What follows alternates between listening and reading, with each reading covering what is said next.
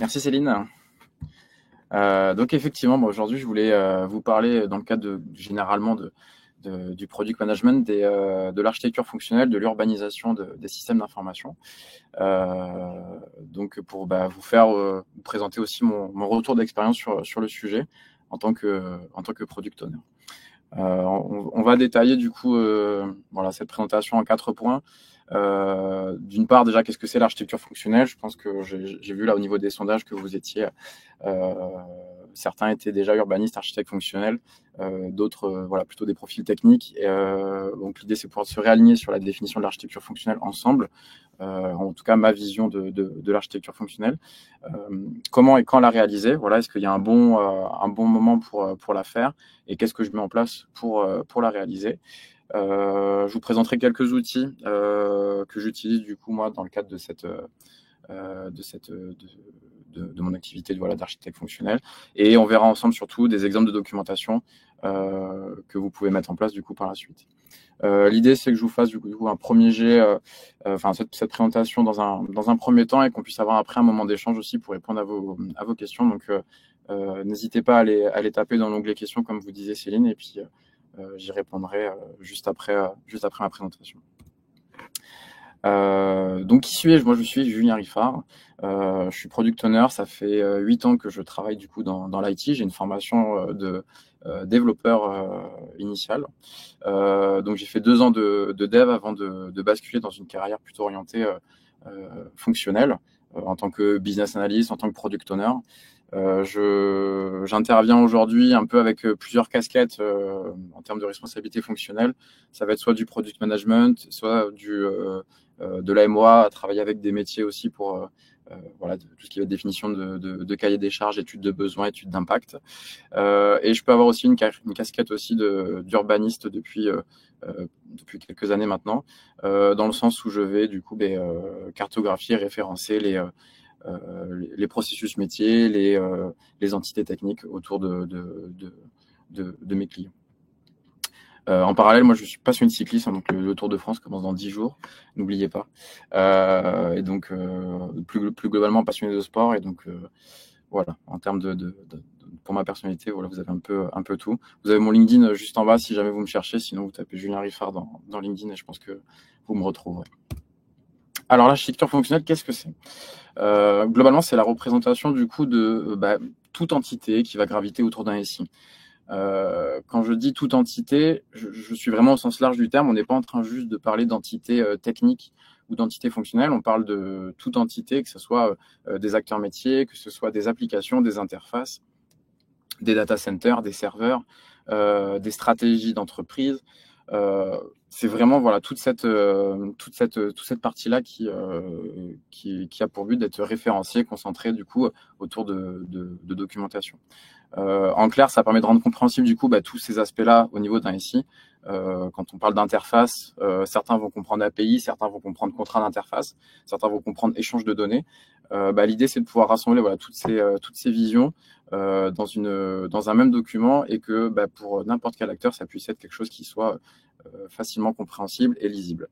Ça va permettre du coup, in fine, dès qu'on va avoir une évolution, une maintenance, une analyse à faire, de faciliter la lecture des dépendances et des impacts, donc que ce soit une évolution ou une maintenance par exemple, qu'on puisse en fait avoir une cartographie, un document qui permette du coup de lire notre SI sans avoir nécessairement à aller faire de la rétro-engineering en permanence dans le code, dans des vieux documents qui ne sont plus actuels, ou des sachants qui seraient en place ou qui seraient même partis avec une perte de connaissances. Voilà, l'idée, c'est de capitaliser du coup toutes ces données-là.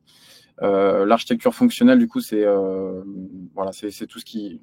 Il y a un œil fonctionnel dessus, mais globalement, ça s'inscrit aussi dans une démarche d'urbanisation d'un système d'information, pour assembler du coup tous ces niveaux de données.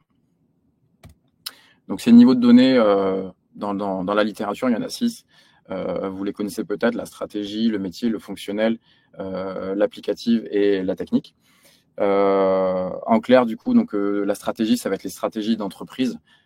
c'est tous les axes stratégiques que l'entreprise va donner, les projets qu'elle va avoir. C'est souvent, si on prend par exemple Total, je sais qu'ils ont partagé ça, publié ça. En général, c'est des axes qu'on souhaite donner, que ce soit par exemple de la décarbonation, une démarche plutôt RSE, des marchés qu'on veut acquérir, des modèles économiques ou des ambitions économiques qu'on souhaite atteindre. C'est toutes ces choses-là qu'une entreprise peut mettre en place, qui va être publié du coup et qui va être accessible au niveau stratégique. En dessous de ça, on a la couche métier. La couche métier, du coup, ça va rassembler in fine tous les processus métiers, toute la vision métier, comment l'entreprise est organisée, combien il y a de départements, de services, combien de personnes sont responsables de tel ou tel service. Des dictionnaires, donc notamment pour avoir le vocabulaire métier correct, hein, quand on parle par exemple dans le métier bancaire, quand on parle de débit, crédit, d'interaction, d'opération, de placement, de rentabilité, intérêt, etc. Tout ça derrière, ça a une vraie portée. Et même si c'est des termes qu'on manipule au quotidien dans notre vie perso, ça peut avoir une autre portée dans le cadre d'un système d'information avec un périmètre bien clair et bien défini. Au niveau fonctionnel, du coup, ça va être comment justement on répond à ces processus métiers par des fonctionnalités. Donc, c'est toutes les données, par exemple, qu'on peut avoir, les données métiers qui vont être traduites in fine dans le système d'information, les fonctionnalités des applications, comment ça marche, comment en fait on produit du coup de la valeur hein, quelque part, quels sont les mécanismes fonctionnels qui permettent de créer ces valeurs-là.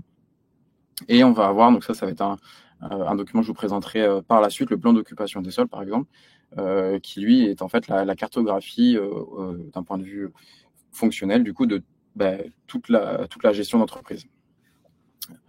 Donc on le verra, c'est un peu plus en détail tous ces points-là juste après. La couche applicative, donc là, c'est où est-ce que sont implémentées in fine les fonctionnalités.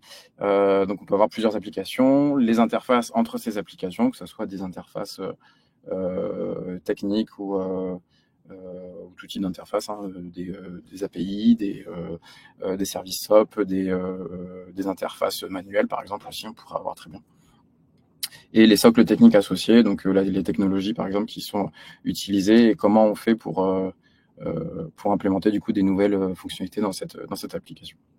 Et dernière couche, la couche technique, du coup là on est plus sur la partie physique du coup du service, donc c'est les équipements, les sites géographiques, éventuellement les fournisseurs de cloud aussi, on pourra voir est-ce que c'est hébergé en Europe, est-ce que c'est hébergé ailleurs, comment tout ça est lié entre eux. Voilà, donc on va voir cette dernière couche-là. Dans le cadre de cette presse, je vais volontairement aller très vite sur la partie stratégie et sur la partie technique parce que d'une part, c'est pas des parties sur lesquelles j'interviens aujourd'hui et sur lesquelles j'ai beaucoup de recul. Je voulais juste, je trouvais important de vous montrer que voilà, ça s'inscrit globalement sur toute cette démarche-là. Il y a peut-être des couches qui vous parlent plus que d'autres. Moi, je suis surtout intervenu sur les couches fonctionnelles et métiers, un petit peu applicatives, et on le verra juste après. Mais voilà, ne soyez pas surpris s'il y a un peu moins de contenu dans cette présentation au niveau stratégie technique, c'est volontaire, mais selon votre profil, vous pouvez avoir plus ou moins d'intérêt pour ces deux couches-là aussi. Donc deuxième partie, comment et quand réaliser du coup cette documentation. Ça se découpe du coup, à mon sens, en 4 étapes. Même si on va le voir, la 4e étape, c'est surtout quelque chose qui est un peu plus au fil de l'eau. D'une part, donc, on a balayé toutes les couches ensemble. Comme je le disais, moi, la couche stratégie, la couche technique, c'est pas quelque chose qui va être utile aujourd'hui dans mon quotidien, et c'est pas quelque chose qui va me permettre en fait déjà sur lequel je suis en responsabilité et sur lesquels je vais avoir grand intérêt ou grande valeur ajoutée. Donc déjà, je les ai volontairement squeezés. Je sais que moi, je vais avoir besoin d'une cartographie fonctionnelle pour savoir comment mon besoin est couvert aujourd'hui, par quelles applications. Donc, j'ai ce travail initial de cibler les informations utiles, de savoir qu'est-ce qu'on souhaite atteindre comme objectif. En fait, c'est réellement ça la clé dans un premier temps, c'est qu'est-ce qu'on souhaite faire qu'est-ce qu'on souhaite atteindre comme résultat ou quel problème on souhaite résoudre. Si aujourd'hui, c'est très compliqué de savoir de déterminer les impacts, par exemple, quand on va manipuler une donnée, parce que je ne sais pas dans quelle application elle se situe, je ne sais pas les interfaces qui permettent de créer ces données ou comment transitent les données. Bon, ça c'est un fait, c'est un constat. Il faut qu'on travaille sur cette donnée, et donc plus généralement, il faut peut-être qu'on travaille sur une cartographie de données. Donc ça va être la première étape initiale, c'est identifier du coup les documentations, les objectifs ou les problèmes qu'on souhaite solutionner. La deuxième partie, là on est plus sur du coup la collecte d'informations. Une fois qu'on a identifié ce qu'on souhaite atteindre, c'est d'initialiser les travaux du coup pour collecter ces données. Donc ça peut être soit en allant faire du coup de la rétro-engineering, donc réellement aller mettre les mains dans les applications ou s'appuyer des gens qui aujourd'hui manipulent les applications pour essayer un peu de tirer quelque part le fil de la pelote de laine et en sortir du coup tous les impacts, ou en tout cas une bonne partie des impacts de ces travaux.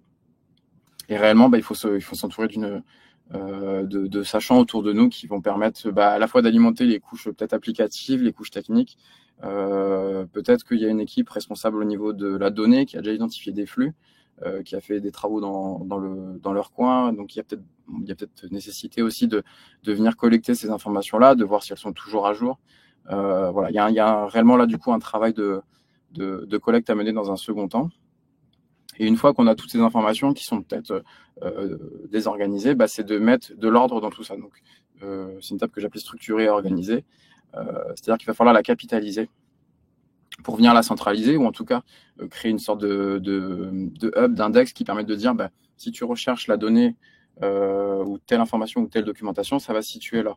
Mais qu'on ait tous connaissance en fait que la donnée elle est disponible ou que la documentation existe à cet endroit-là et que elle existe quelque part qu'à un seul endroit. Ça sert à rien de faire des duplications, des copies de données, etc. On risque un peu trop de s'éparpiller et ça risque de devenir assez vite fouillis. Donc, il faut rationaliser les documentations qu'on va trouver, il faut synthétiser le plus possible et après diffuser ça auprès de tous les acteurs qui peuvent être partie prenante, notamment en disant voilà, moi j'ai mené cette documentation, c'est la vérité aujourd'hui. Et donc, si tu as besoin d'aller la voir, de la consulter, tu vas à cet endroit où elle se trouve ici. Et derrière, du coup, c'est la maintenance en continu. Donc, vous l'avez compris, il n'y a pas réellement de meilleur moment pour commencer. Le meilleur moment, c'est maintenant quelque part. Il faut juste être raisonnable sur le périmètre qu'on souhaite adresser. Si on a un SI qui est là depuis 10, 20, 30 ans, on risque d'avoir beaucoup de flux, on risque d'avoir beaucoup de données, beaucoup d'applications. Il faut être assez raisonnable sur ses ambitions pour commencer. Donc, c'est peut-être déjà le périmètre sur lequel vous êtes en responsabilité. Peut-être c'est l'évolution sur laquelle vous travaillez. Peut-être que c'est juste la fonctionnalité. Ne soyez pas ambitieux à faire tous les documents possibles que je vais vous montrer par la suite. L'idée, c'est de venir un peu itérer aussi sur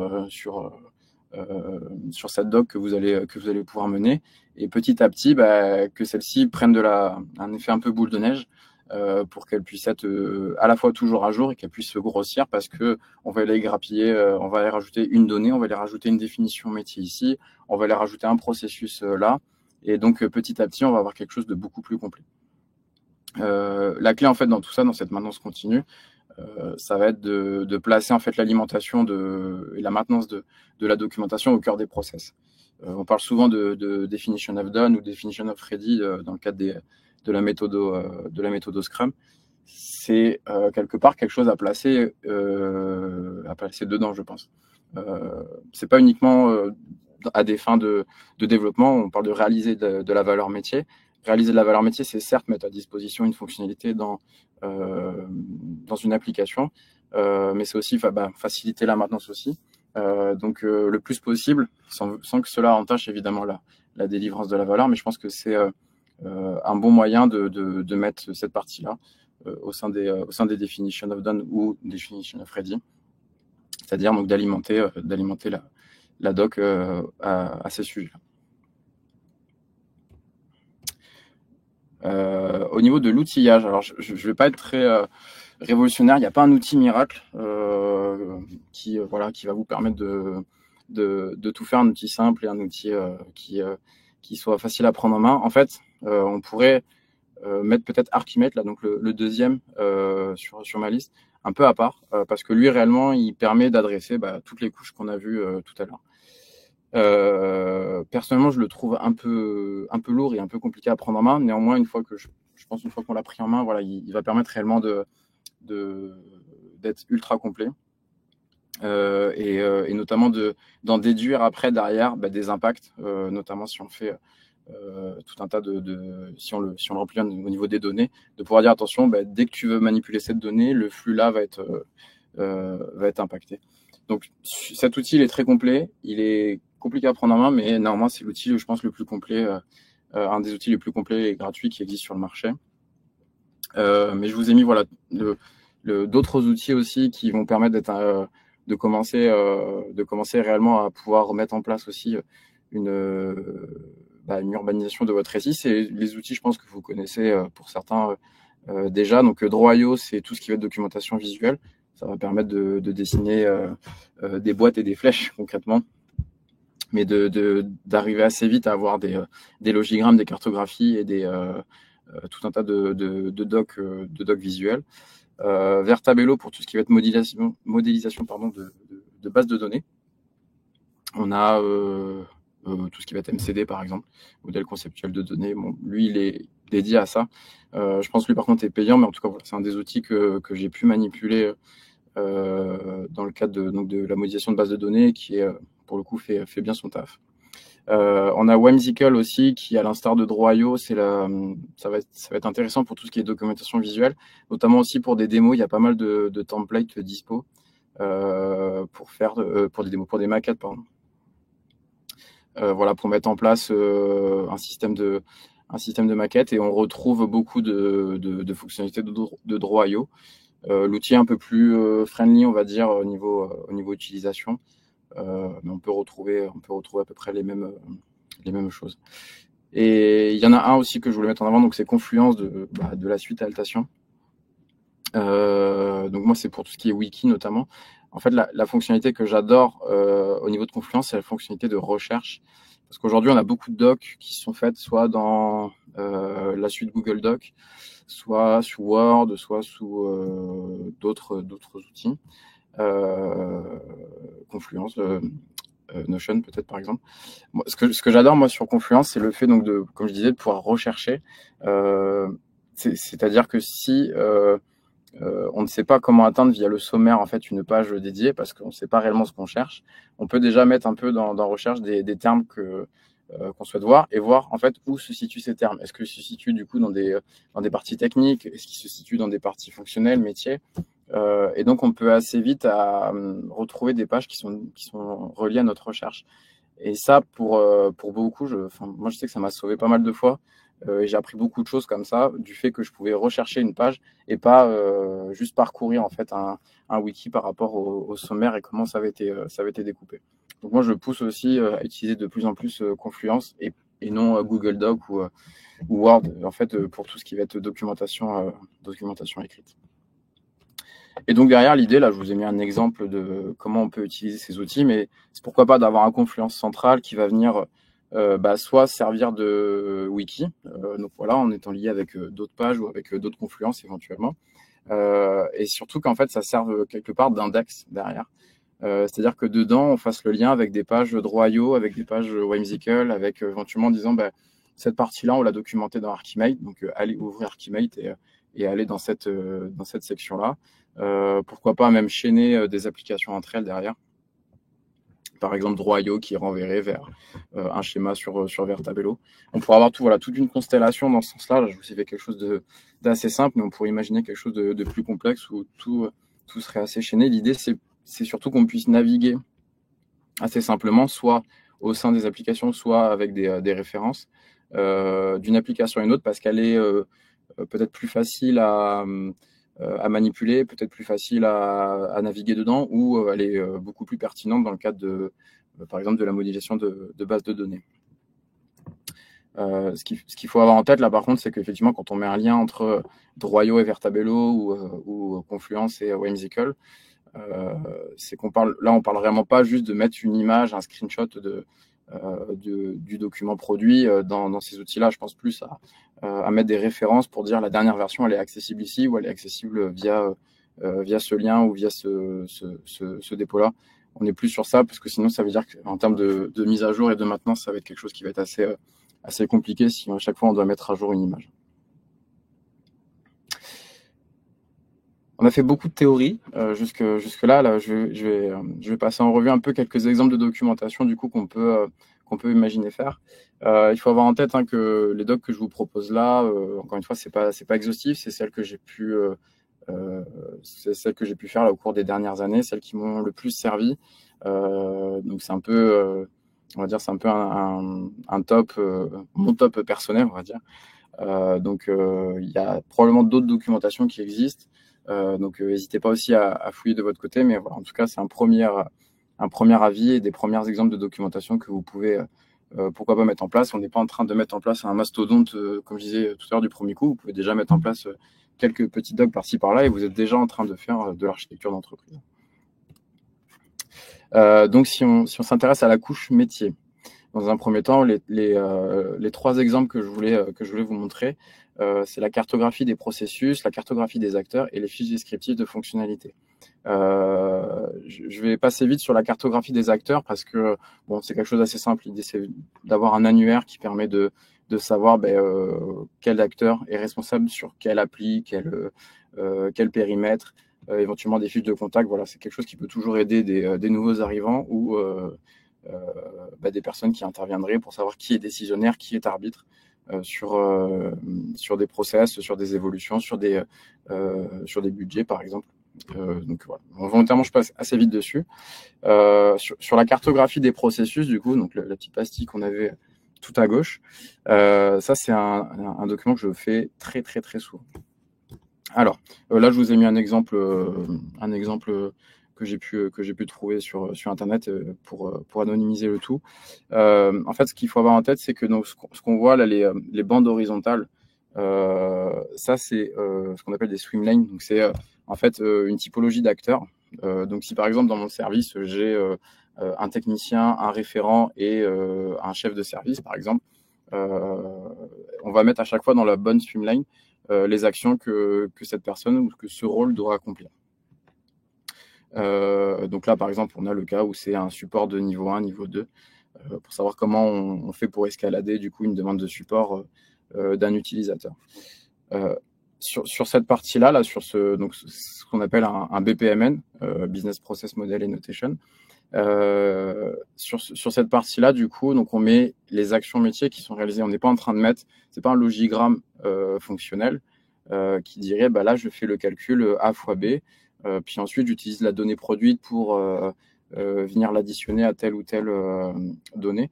Là, on est vraiment sur les actions métiers qui sont réalisées. Donc, ça peut être des fois de l'envoi de mail, ça peut être un envoi postal, même si c'est pas quelque chose qui est supporté par un logiciel. Ça peut être des attentes de réception de données clientes, par exemple. On est réellement sur toutes ces actions-là, et on le voit avec les losanges notamment,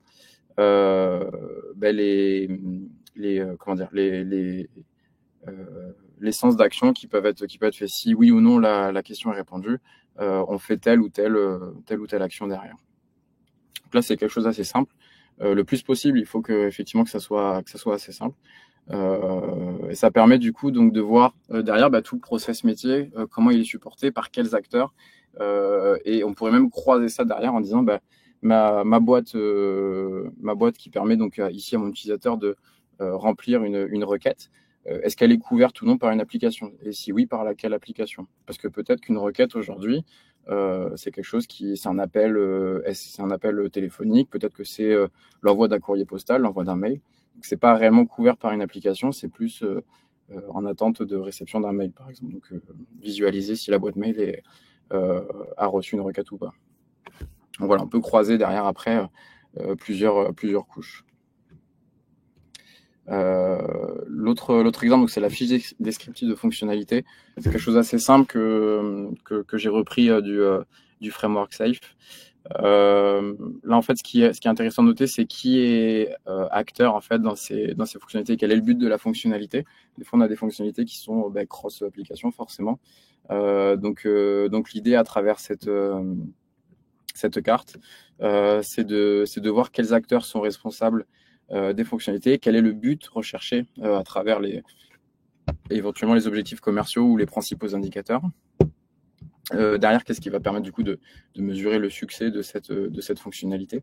Et ça permet un peu de croiser du coup qui intervient et où est-ce qu'on va intervenir en fait au niveau de la fonctionnalité. On pourrait même aller un peu plus loin au niveau de cette fiche-là en mettant en évidence aussi les données qui vont être manipulées ou les données impactées, les données qu'on souhaite faire évoluer, voire même les fonctionnalités existantes qu'il va falloir faire évoluer. Et donc, c'est comme ça qu'on va venir un peu aussi, encore une fois, l'objectif de croiser un peu les éléments pour qu'on puisse mettre noir sur blanc du coup l'objectif et les impacts de cette fonctionnalité.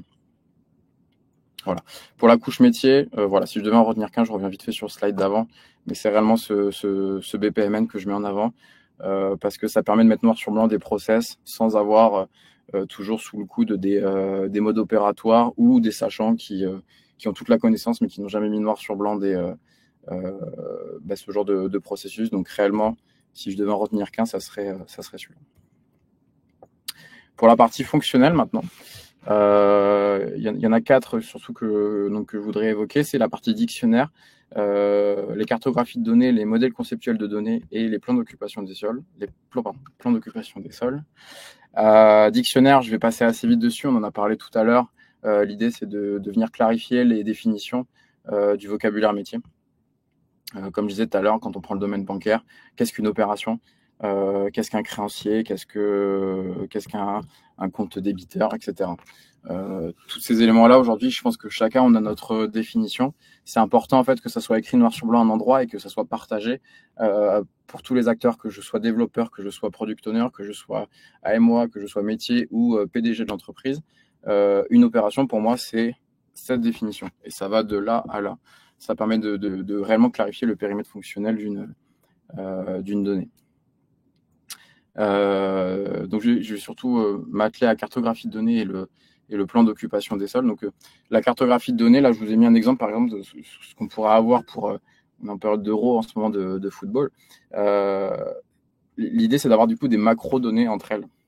C'est pas d'aller dans le détail pour l'instant de qu'est-ce qu'un joueur, qu'est-ce qu'une équipe, qu'est-ce qu'un match. C'est plus de dire comment tout ça interagit. Donc par exemple, joueur va interagir à la fois avec équipe, match et tournoi parce que donc un joueur fait partie d'une équipe. À chaque match, on aura un homme du match et on aura in fine aussi un joueur du tournoi qui sera le meilleur joueur du tournoi du coup. Idem pour les arbitres. Et donc en fait, ce que ça met en exergue cette cartographie là, c'est quelque chose d'assez simple, mais à l'échelle d'un SI beaucoup plus large. Il faudrait imaginer qu'on ait plein de données et plein de liens entre ces données. Ce qu'on voit ici, c'est que par exemple, si demain je fais évoluer terrain, pour X raisons, je voudrais rajouter par exemple la ville dans terrain, ou je voudrais modifier cette donnée. Ce qu'on voit, c'est qu'en fait, ça va laisser tranquille toutes les autres données. Il y a juste un lien avec match, donc il faudra s'assurer en fait que l'impact qu'on souhaite mettre dans terrain sera bien transcrit au final dans match. Et donc, ça met en évidence ça. En revanche, dès qu'on va toucher par exemple à match, en l'occurrence, si demain on doit faire évoluer cette donnée, on voit tout de suite que là, il y a beaucoup plus de liens et qu'il va falloir être vigilant sur les impacts que ça va avoir auprès de joueurs, équipes, arbitres, terrain et tournois. En fait, toutes les données qu'on a à l'écran. Parce que c'est une donnée centrale, c'est une donnée clé.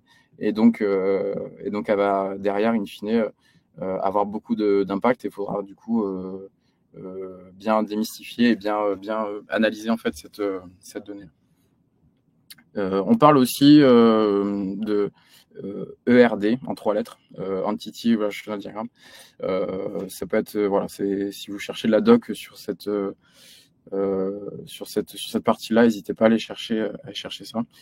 C'est une vision beaucoup plus simplifiée en fait qu'un MCD pour le coup, et ça permet d'être des fois un peu plus de prendre en main un peu plus simplement les problèmes. Le MCD, je passe volontairement. Si jamais vous voulez qu'on l'évoque, n'hésitez pas à le mettre en question, mais j'ose espérer que tout le monde le connaît. Le MCD donc, qui met en avant, qui met le lien au niveau de la gestion de la base de données, toutes les tables et tous les champs du coup qui sont liés entre eux, et notamment les cardinalités, donc qui permettent de dire un joueur appartient à une équipe, mais une équipe à plusieurs joueurs. La grosse doc, encore une fois, on avait le BPMN tout à l'heure côté fonctionnel. Là, c'est le plan d'occupation des sols que je voulais vous présenter. Donc, j'ai pareil, encore une fois, ça n'a rien à voir avec l'exemple précédent. Là, on est sur un système de gestion de vente purement tout ce qu'il y a de plus basique. En fait, ce plan d'occupation des sols va se découper en 3 niveaux. Alors là, pour le coup, on n'a que 2 niveaux. Faut imaginer qu'on a un découpage en fait en zone, quartier, îlot, un peu à l'instar d'une ville où on aurait du coup des zones au sein de la ville, des quartiers du coup après derrière résidentiels, et des îlots qui seraient des parcelles du coup où on pourrait habiter, mettre des maisons. En fait, ce plan d'occupation des sols, c'est la cartographie fonctionnelle du coup de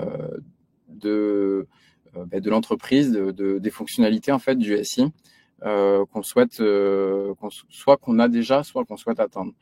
On peut imaginer en fait derrière une surcouche.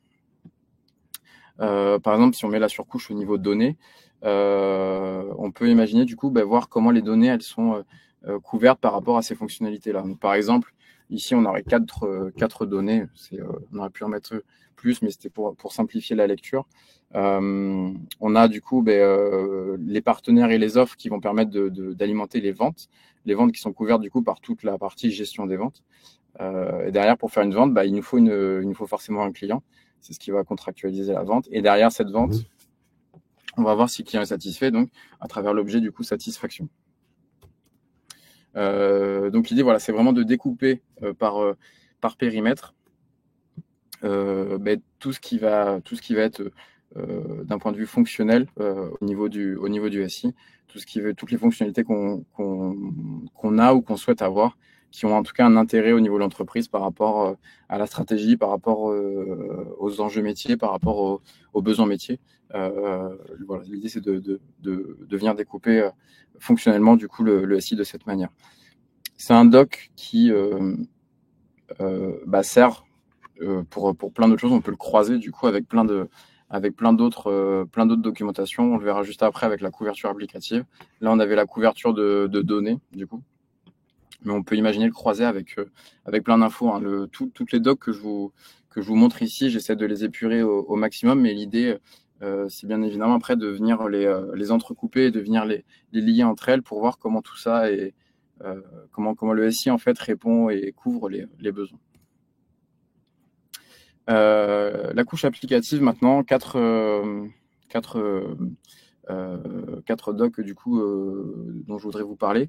La fiche d'identité applicative, elle permet, c'est un doc assez classique, mais c'est juste de dire l'application elle s'appelle comme ça, elle s'appelle Michel.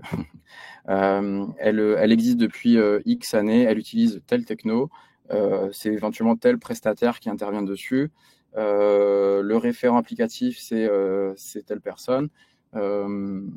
Et d'avoir au final toutes les informations qui constituent l'application. Ça permet assez vite de retrouver éventuellement des historiques des gens qui seraient intervenus sur l'appli il y a 5 ans, 10 ans, 15 ans, qui pourraient avoir encore de la connaissance dessus ou expliquer certains choix, par exemple, d'implémentation. Et ça permet du coup surtout de savoir qui est responsable, qui est arbitre en termes de décision sur l'application en question. Les 3 autres docs là, c'est celle-ci que je voulais vous montrer surtout. Donc c'est plutôt cartographie des flux. Donc là, si on reprend un exemple avec 4 applications par exemple, l'idée c'est de venir dire ok, on a entre ces applications, on a des flux de données qu'on a nommés, donc flux 1, flux 2, flux 3, flux 4 par exemple. Ça peut être des flux API, des flux SOAP, des flux, je sais pas, Excel, des flux n'importe, des flux qui s'appuient sur des technologies cloud. Bref, l'idée c'est juste de dire ces applications elles interagissent via des flux et de venir les cartographier. Donc si demain par exemple je dois faire des travaux sur l'application D éventuellement, que ça soit un démantèlement, que ça soit une refonte, que ce soit de compléter l'application, bah, on voit que le flux 4, il peut être potentiellement impacté. En tout cas, on sait que ce flux-là, il va faire partie de notre étude et qu'il va falloir l'identifier comme étant un potentiel impact. Et contrairement au flux 1, flux 2, flux 3, qui lui, pour le coup, il n'y a pas d'impact dessus, donc ils ne sont pas directement liés à l'application D.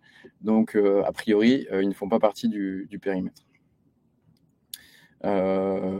Ces flux-là, du coup, après, on peut aller encore plus loin et les documenter. Donc, c'est par exemple des contraintes d'interface. Là, je vous ai mis un exemple de l'API, donc de Colissimo de La Poste. L'idée là donc de ce contrat d'interface, c'est de définir encore une fois noir sur blanc comment les applications vont interagir ou comment interagir avec un flux en question. Donc là, c'est l'exemple d'une API REST par exemple qui va définir du coup les méthodes d'authentification à l'API, qui va définir du coup les données qui sont attendues obligatoires et facultatives au niveau de cette API. Et les messages d'erreur ou les messages de succès qui sont renvoyés donc au format JSON. Donc on a réellement toutes les infos là qui permettent à un développeur ou même juste un PO aussi de savoir comment interagissent deux applications. Et donc ça permet de savoir aussi, là on voit les données par exemple qui seraient changées. On peut imaginer que le contrat d'interface aille un peu plus loin en termes de cartographie de données et puis se dire là je m'attends en fait à l'objet métier qui est référencé dans ma couche fonctionnelle, je m'attends à cet objet métier là, donc à travers tel et tel identifiant ou telle et telle information. Donc ça c'est très important aussi juste de pouvoir le mettre noir sur blanc, j'ai envie de dire de pas laisser deux développeurs discuter et se mettre d'accord entre eux le plus possible. Si on peut le documenter, le capitaliser, c'est le mieux parce que à un instant T, c'est sûr qu'on n'en aura pas besoin parce que c'est très frais dans la tête. Par contre, dès l'instant où, on l'a vu après, dès l'instant où on va faire une évolution d'un flux ou d'une application et que ça a un impact sur ce flux, on sera bien content en fait d'avoir cette doc-là à disposition. Ça peut très bien aussi être de la doc dans le code qui dit, voilà, là j'interagis avec ce flux, je m'authentifie, etc. Tant que c'est facilement accessible et qu'on peut le référencer quelque part et que tout le monde est au courant que ce contrat d'interface est documenté de cette manière à cet endroit, je pense que c'est déjà beaucoup du travail qui est fait. Et donc enfin la couverture applicative, on en a parlé juste avant. Donc on reprend encore une fois notre plan d'occupation des sols. L'idée c'est de venir en fait mettre une surcouche par-dessus pour dire ok, la partie par exemple gestion des offres et marketing, il y a toute l'application A qui le couvre. La gestion des ventes, on a en fait deux fonctionnalités ou deux grandes familles de fonctionnalités, deux macro-fonctionnalités qui sont couvertes par l'application B. En revanche, la vente B2B, aujourd'hui, elle n'est pas couverte. Ça va le mettre en exergue de dire ça, c'est un objectif, c'est quelque chose qu'on voudrait faire, mais aujourd'hui, d'un point de vue SI, c'est pas couvert. Et évidemment, on peut mettre aussi, par exemple, là, c'est sur la direction métier. C'est pas forcément des applications qu'on aurait développées à la maison ou qu'on aurait fait maison, ou qu'on aurait pris en SaaS. Ça peut très bien être aussi une couverture faite par Excel, Sheet ou d'autres documents, mail, par exemple. L'idée, c'est de montrer aujourd'hui comment on va couvrir les aspects fonctionnels d'une entreprise avec donc tout le système d'information qu'on a à disposition, y compris les outils de suite bureautique. Voilà. Et dernière couche, la couche technique. Donc je vais aller volontairement aussi rapidement dessus, vous l'avez compris tout à l'heure. Donc on va avoir tout ce qui va être schéma d'architecture, par exemple. Là, je vous ai pris un exemple d'authentification que j'ai récupéré sur AWS.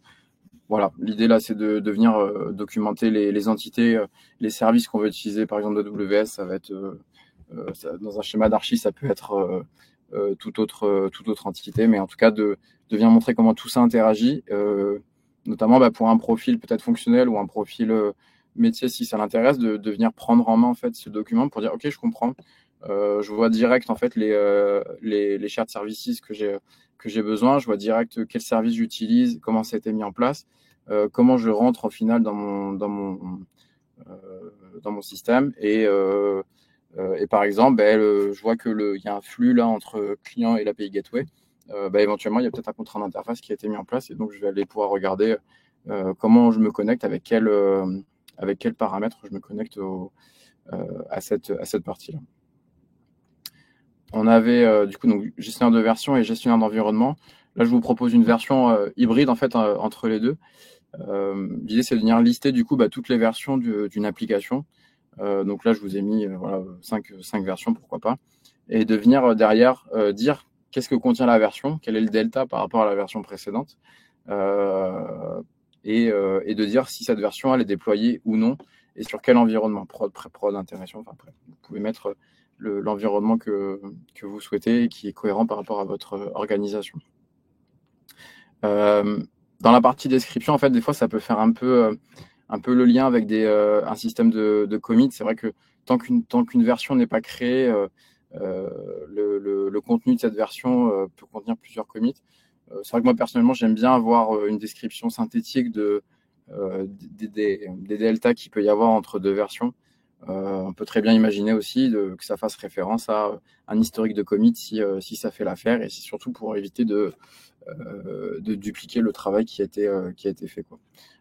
Donc n'hésitez pas à vous appuyer à faire des liens éventuellement vers d'autres outils si jamais ça a du sens. Sur la gestion d'environnement, on peut très bien imaginer aussi une cartographie des environnements et dire, ben voilà, sur intégration, j'ai toutes ces applications-là qui sont déployées dans telle version. Sur pré-prod, pareil, et sur prod, j'ai la même chose. Là, je vous ai proposé une version qui a été croisée, mais on peut très bien dissocier ces deux versions. En tout cas, c'est intéressant de montrer voilà, quelles sont les applications, quelles versions sont déployées, sans passer nécessairement sur l'application, d'aller voir dans l'entête ou en bas de page quelle version a été mise en place. Voilà, donc pour conclure, l'urbanisation du coup d'un SI, donc ça permet de mieux le maîtriser à tout point de vue, que ce soit en termes de budget, que ce soit en termes techniques, en termes d'évolution, en termes de vision de quelles technologies sont déployées, par exemple, techniques. Donc ça permet in fine du coup de prendre des décisions qui sont beaucoup plus pertinentes, hein, que ce soit lors d'un PI planning pour savoir si je dois faire telle ou telle évolution ou quelles sont les applications qui sont impactées, si ça va coûter cher, si c'est compliqué, ça va venir aider. Ça va pas venir solutionner tous les problèmes évidemment, mais ça va venir aider grandement de mettre en place et d'avoir cette doc à disposition. Ça se fait, comme on l'a vu tout à l'heure, tout au long de la vie d'un SI. Ça commence maintenant et ça ne finira jamais. Tant que le SI vit, il faut maintenir cette documentation et la faire vivre. Je rajouterais même surtout la diffuser, hein. C'est important que vous ne soyez pas le seul en responsabilité dessus, mais que vous ayez au minimum toute votre équipe avec vous, mais surtout en fait tous les gens qui vont vous entourer, que ce soit votre product manager, votre business leader, vos acteurs métiers qui gravitent autour, votre équipe de dev, votre équipe infra, etc. Enfin voilà, c'est important que tout le monde soit embarqué dedans, même s'ils ont une petite responsabilité, mais que vous soyez avec eux pour maintenir cette documentation. Ça va éventuellement du coup mettre en évidence les manquements comme je le disais tout à l'heure, si un besoin par exemple n'est pas couvert ou pas documenté. Si par exemple on cherche la définition du flux A ou la définition de telle donnée et qu'on voit qu'elle n'existe pas, on va pouvoir assez vite le voir qu'il manque une partie là ou que c'est ambigu ou pas clair. Et donc au final, ça va aligner du coup tout le monde sur la vision du SI. Tout le monde va y trouver son compte parce que chacun comprendra et ira chercher les données qui l'intéressent, et on aura du coup toutes les parties prenantes qui pourront du coup s'appuyer sur cette doc pour prendre des décisions, pour voir où en est le SI, pour voir s'il manque des fonctionnalités ou rajouter des fonctionnalités, et voir si un SI permet ou non par exemple de faire telle ou telle fonctionnalité. Voilà, je vous remercie de votre écoute, j'en ai fini. Je pense qu'on a quelques questions, Céline. Donc je serais ravi de répondre à vos questions. N'hésitez pas à les mettre dans le chat ou enfin dans l'onglet questions plutôt, pas dans le chat. Merci beaucoup pour ta présentation, Julien. Alors c'était au tout début, on avait une question de Bernard qui demandait: il n'y a que 5 couches et non 6. C'était vraiment dans la toute première partie. Ok. C'est une bonne question. Moi, c'est vrai que, comme je disais tout à l'heure, moi, j'étais surtout, je vais repasser sur le slide en question. Moi, je suis surtout à l'aise sur les couches métiers fonctionnelles et applicatives. J'ai un peu, évidemment, préparant ce webinaire, j'ai un peu fait de la littérature pour avoir un peu plus d'éléments. Pour moi, il y en avait 6, mais voilà, j'avoue que je suis pas arrêté sur 5 ou 6. Je sais pas d'ailleurs, Bernard, si tu parles d'une couche en particulier ici ou s'il y en a deux qui seraient éventuellement mélangés. Moi, c'est vrai que dans mon quotidien et vu les profils qu'on a aujourd'hui aussi autour de ce webinaire, je pense qu'on va surtout être pertinent et on va se concentrer surtout sur la partie métier fonctionnelle et applicative, voire technique. Mais c'est surtout celle-ci qui va nous permettre de convertir du coup des besoins métiers derrière en incréments qu'on peut mettre en prod au niveau des applications. Merci. Ensuite, on avait une question de Thierry, mais il me semble que tu y as répondu en fait juste après. La notion de plan d'occupation des sols est-elle virtuelle ou réelle? Ouais, elle est plutôt virtuelle, effectivement. C'est pas quelque chose qui... je vais retomber dessus aussi pour aligner. Non, elle est réellement virtuelle. Là, l'idée, c'est de découper du coup la partie fonctionnelle du SI en 3 couches, donc d'avoir des bons périmètres. Il y a la loi de Conway qui dit un peu que on fait des SI à l'image du découpage organisationnel d'une entreprise. Donc parfois, peut-être que gestion des offres qu'on a ici là tout à gauche, c'est peut-être le découpage d'un service réellement métier qui va lui être responsable que la gestion des offres. Il n'y a pas de vérité là-dessus. On peut tendre à ça. Néanmoins, on peut aussi tendre vers quelque chose de beaucoup plus transverse où la gestion client et la gestion des offres, ça peut être le même service qui peut demain l'adresser. Donc, pour moi, elle est plus virtuelle, mais de fait, on peut avoir une certaine réalité qui peut se traduire sur le terrain, mais c'est plus, comme je disais, la fameuse loi de Conway qui va s'appliquer à ce moment-là. Merci pour ta réponse. Une autre question de Thierry. Donc pour la surcouche, est-ce que cela peut correspondre à une sorte de métadonnée au niveau fonctionnel? Oui. Si on reprend du coup celle-ci, tu vois, Thierry, du coup, effectivement, on peut par-dessus lier donc la partie gestion des offres. Elle va faire intervenir du coup la partie gestion des partenaires. Du coup, on a l'objet du coup partenaire. On peut dire que lui, il est réellement couvert par cette fonctionnalité-là. Partenaire derrière, on peut très bien imaginer que ce soit un objet beaucoup plus complexe. Donc c'est réellement de la métadonnée, de la macrodonnée. Là, l'idée, c'est juste de voir du coup comment elles sont liées. Si on reprend aussi le schéma qui est juste ici, là, où on voyait justement ces macrodonnées, c'est de venir croiser du coup notre plan d'occupation des sols avec ce niveau-là de données, juste pour voir déjà comment tout ça est couvert et comment tout ça est lié. On peut peut-être avoir là, on voit, en fait, on le voit pas directement sur le plan d'occupation des sols, mais en ayant cette vision-là, on voit tout de suite que la gestion des ventes, c'est quelque chose qui est assez central en fait au niveau de nos fonctionnalités. Que les autres parties, gestion des offres, marketing, gestion client, sont globalement indépendantes, mais qui vont venir alimenter la gestion des ventes. Et c'est la gestion des ventes qui va concentrer du coup toutes les métadonnées.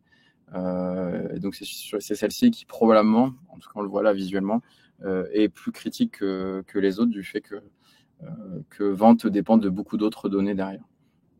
Voilà, j'espère que je réponds à ta question, Thierry, avec ces éléments-là.